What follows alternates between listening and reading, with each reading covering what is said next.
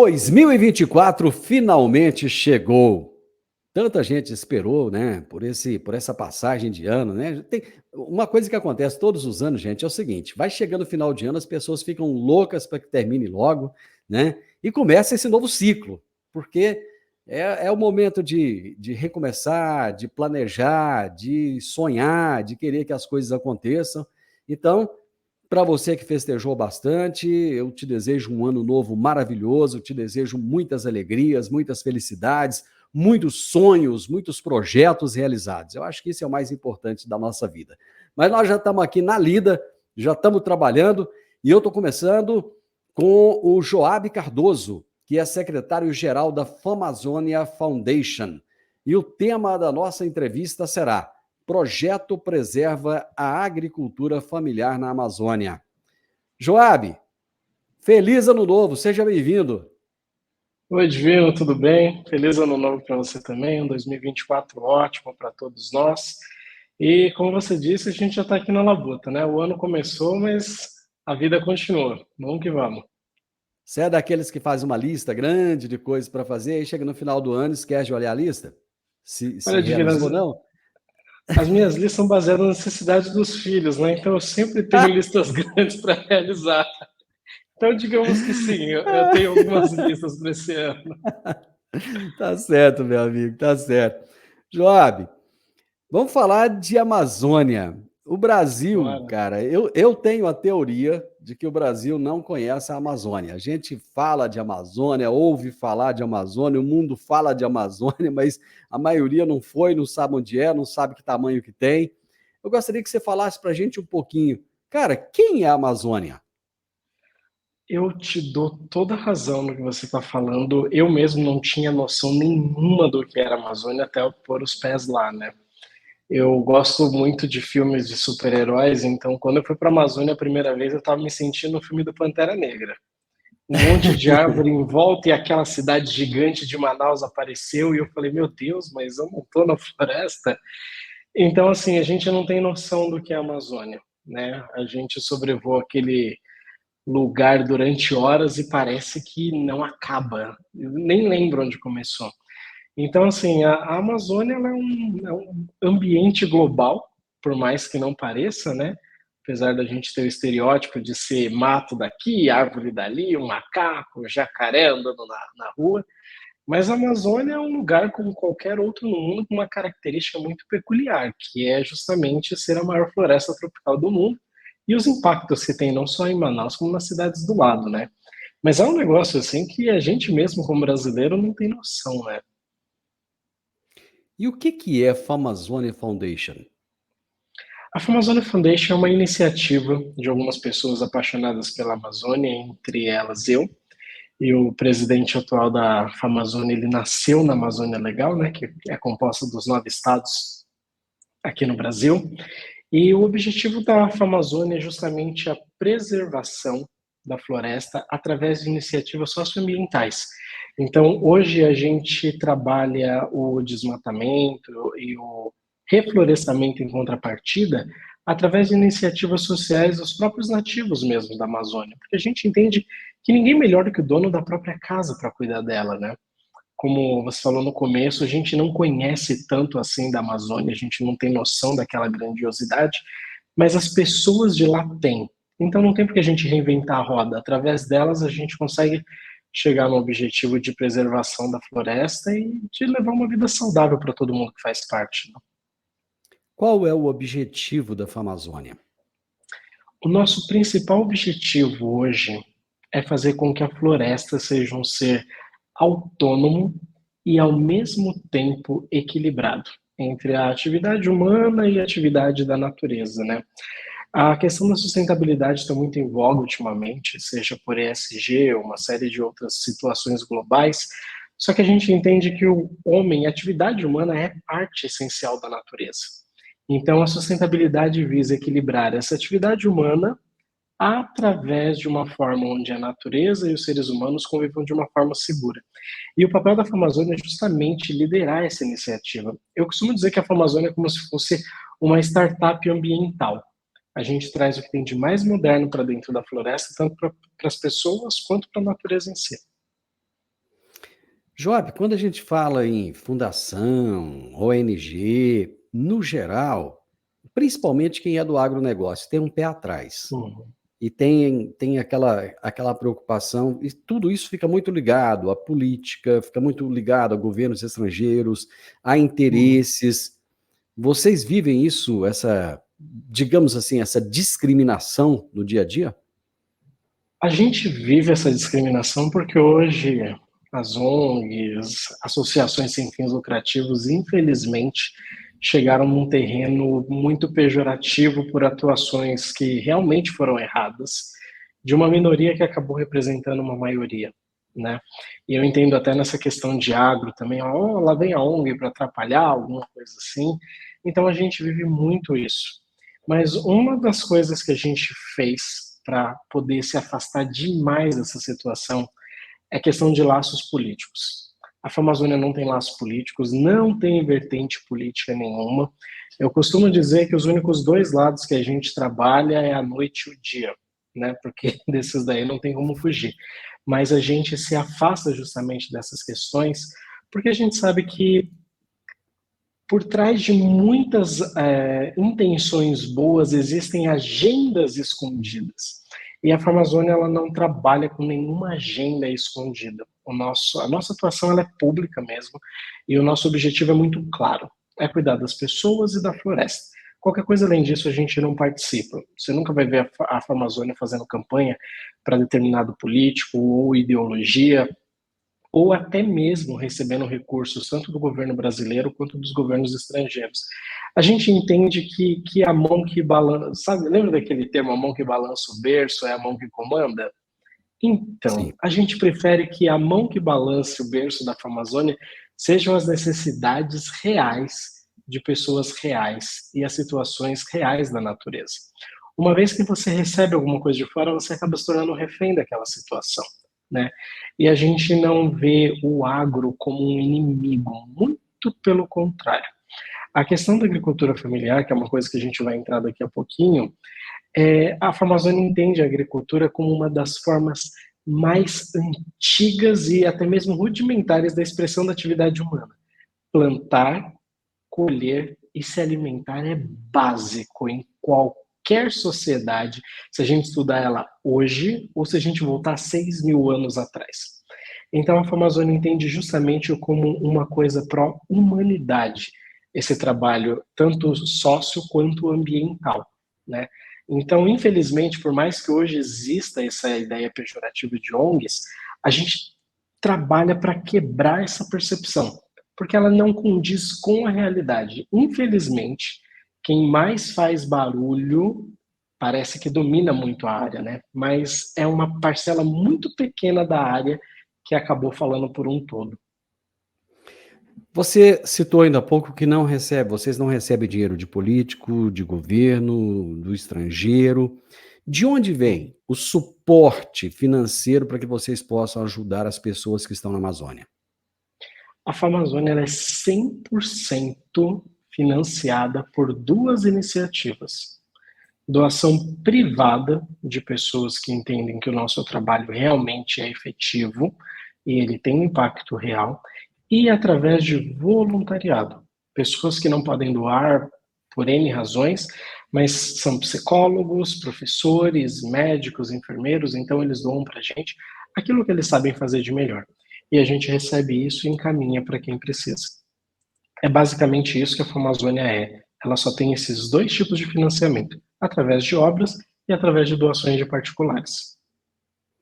Vocês têm um trabalho com agricultura familiar na Amazônia.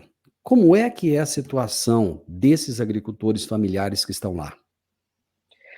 A situação dos agricultores familiares lá na Amazônia é uma situação muito interessante e muito bonita, que infelizmente, como a gente estava falando, não recebe o valor devido. A agricultura familiar, quando a gente ouve falar de agricultura, falar, derrubou não sei quantas árvores para fazer pasto, para plantar alguma coisa, que não sei o quê. Mas a questão da agricultura familiar, por ser uma atividade humana, ela depende muito da região onde ela está localizada, o que pode ser produzido naquele lugar e como pode ser produzido. E a agricultura familiar na Amazônia, ela é 100% focada para o sustento das famílias locais. E as plantas que são cultivadas lá são plantas nativas já da floresta, o que faz com que o impacto seja zero. E o fato dessas famílias plantarem essas coisas como tucumã, cupuaçu, açaí, faz com que, além de gerar renda, o fato dessas plantas serem nativas da Amazônia ajudem na questão do reflorestamento. E não tem um impacto de alguma espécie invasora vinda de fora, porque são árvores frutíferas, plantas ali da floresta mesmo. Então, até mesmo na questão da fauna, o cultivo dessas famílias é muito importante na manutenção dos animais da floresta e o ecossistema que eles vivem. E tem mais um detalhe também. As famílias, elas têm um desenvolvimento muito bonito no que tange a cooperação mesmo entre elas. Desde criança, eles já são ensinados as técnicas de plantio, de colheita, a questão das estações, que a Amazônia, a gente estava falando, o pessoal não conhece, a gente não conhece tanto, né? Ela está acima da linha do Equador, então, teoricamente, a gente está aqui no hemisfério sul e a Amazônia já está no hemisfério norte. Então, até questões climáticas são diferentes para a floresta. E tudo isso é passado de geração em geração, de pai para filho, de avô. E eu já vi histórias lindas lá de gente colhendo açaí, falando: o meu avô plantou esse açaizeiro quando era criança. E ele tem sustentado a nossa família há 3, 4 gerações já. A Amazônia passou por um problema seríssimo, climático, em 2023. Qual foi o impacto disso na vida dessas famílias? O impacto na vida dessas famílias foi muito grande, porque as produções foram praticamente paradas. A gente já vinha de uma situação anterior, dos anos anteriores, quando o mundo inteiro parou, né? E isso teve um impacto muito grande, e a atuação da Famazônia, ela acabou sendo um pouquinho diferente nesse sentido. Durante esse período, essas famílias, elas precisavam de uma ajuda muito mais efetiva. Foi quando a gente foi ajudar essas famílias diretamente com alimentos. A gente sempre tem um auxílio ali junto a insumos, ferramentas de plantio, de colheita, fornecimento de mudas, de sementes e coisas do tipo, mas durante esse período, os insumos que a gente teve que fornecer foram justamente cestas básicas e alimentos para que eles pudessem sobreviver a esse período, né? Os impactos climáticos, eles são muito diferentes daquilo que a gente vê, mas não enxerga, né? As famílias, elas enxergam ali na prática, no dia a dia, no sustento, na comida que eles vão ter no prato. Então, para passar por isso, a gente precisou doar cestas básicas e também ter apoio de saúde e até mesmo de produtos como cadernos e coisas para as crianças, para que eles passassem por esse período tendo o menor impacto possível, por mais que a atividade principal deles estivesse muito prejudicada. Esse fornecimento de sementes, de mudas, de adubos, ele vem acompanhado de alguma assistência técnica? Sim, a Famazônia, ela detém engenheiros ambientais, e os nossos engenheiros ambientais, eles trabalham junto com as famílias, não só na identificação das necessidades, como na questão do planejamento e do melhor aproveitamento de uso de solo e água. Então, a floresta, quando eu fui lá para a Amazônia, foi muito engraçado. Eu sou de São Paulo, e São Paulo é a terra da garoa, né? Mas às vezes a gente tem chuvas muito fortes. Então a gente estava na estrada e começou uma tempestade muito forte. E o rapaz estava dirigindo o caminhão, eu falei para ele: olha, você não vai parar não por conta dessa chuva? Ele falou: olha, essa chuva acontece pelo menos 3 vezes por dia, todos os dias. Se eu for parar, a gente não anda mais. Então, a nossa equipe técnica, ela é capacitada até mesmo para auxiliar as famílias como se aproveitar dessas questões naturais da floresta em prol do plantio, também da colheita, do desenvolvimento de tudo que é produzido ali dentro da propriedade deles e da área que eles têm para cultivo, né? Por mais que eles tenham a técnica do eu já fiz e venho fazendo há muito tempo, quando a gente traz toda a aplicação científica e moderna da agricultura, a produção deles, que demoraria algo em torno de 2 anos para eles alcançarem, eles conseguem alcançar de 4 a 5 meses, o que diversifica muito as possibilidades que eles têm ao longo de um ano inteiro. Antigamente eles eram presos a um produto, hoje eles têm 4, 5 produtos que, se um deles for impactado, outros 4 ainda seguram a família durante um tempo. E não só a família, como toda a cooperativa de agricultores, né? Você havia dito que um dos objetivos da fundação é evitar que mais famílias sejam obrigadas a desmatar a floresta para levar esse sustento para a mesa. Esse desmatamento que vocês buscam evitar, ele é feito de forma ilegal? Sim, ele é feito de forma ilegal, porque ele vem decorrente da necessidade da urgência, né? Como eu tinha dito, as plantas que são cultivadas por essas famílias, que se cooperam entre si, elas são plantas nativas.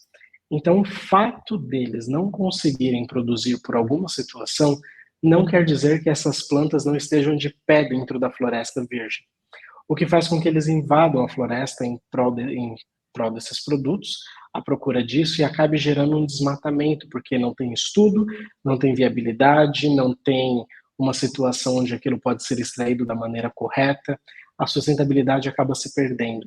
Então, quando a gente tem uma situação onde aquilo foi planejado, onde foi previsto, onde técnicas muito modernas foram implementadas, a necessidade de invadir a floresta do dia para a noite para procurar aquilo, ela desaparece, porque a gente já tem uma previsibilidade.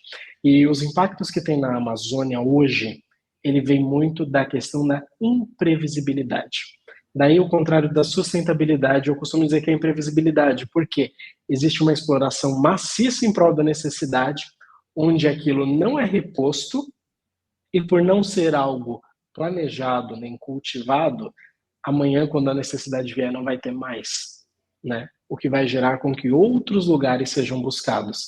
Foi justamente por conta disso que a gente teve, alguns anos atrás, praticamente a extinção de várias espécies. A gente teve, quando eu era criança, eu lembro que se falava muito do palmito jussara, né, que foi explorado de maneira assim desenfreada perto da extinção. Hoje existe um trabalho de retomada dessa espécie e tal, mas eu lembro que chegou até a ser proibida a extração disso. Então, quando a gente tem o planejamento e as técnicas modernas, a gente evita extinções de plantas e essa correria da necessidade. Porque a gente não pode ser hipócrita. Quando a barriga dói, a gente precisa resolver aquilo e rápido. Não adianta. E eu falo isso como pai, tá? Meu filho tá com fome, tem ali um negócio na minha frente que eu posso colher para ele comer, eu vou colher. Mas qual que é o impacto daquilo?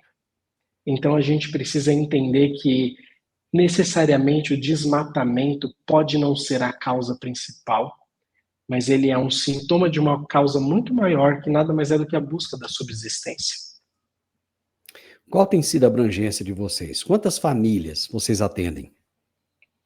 Nesses últimos 3 anos, que foi a nossa atuação mais forte, a gente atendeu por volta de 800 famílias de produtores na Amazônia, e esse é o nosso número fixo hoje de cooperados.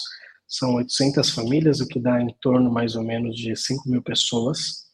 E nesse período todo, e até mesmo durante o problema que nós tivemos há 2 anos atrás, onde o mundo parou, a gente conseguiu atender por dia, em média, de 20 a 30 mil pessoas com o nosso trabalho lá na Amazônia, não só no fornecimento de refeições diariamente, como também no fornecimento de sementes, de insumos, de cursos que nós proporcionamos através de parcerias que nós temos lá na Floresta também.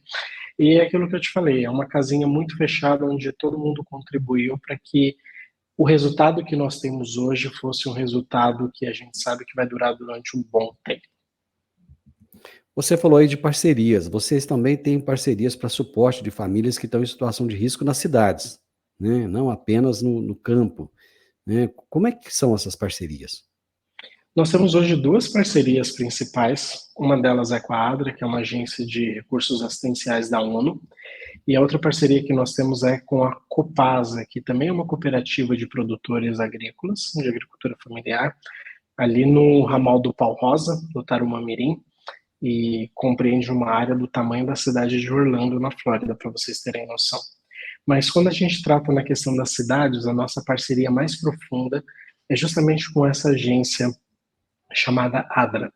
A parceria que nós temos com eles é justamente focada no desenvolvimento das pessoas dentro da cidade, com trabalhos profissionalizantes, cursos, até mesmo alfabetização, curso de pintura, curso de construção, costura, informática e uma série de coisas que várias pessoas nunca tiveram acesso.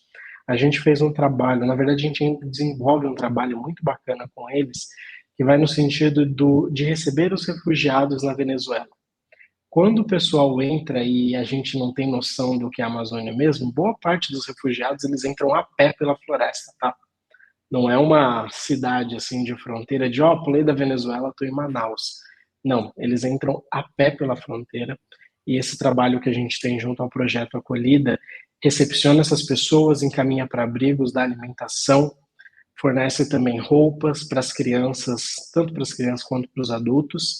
E durante esse período a gente encaminha essas pessoas para emissão de documento, carteira de trabalho, e eles começam a ter os primeiros cursos profissionalizantes no Brasil e até encaminhamento para vagas de emprego.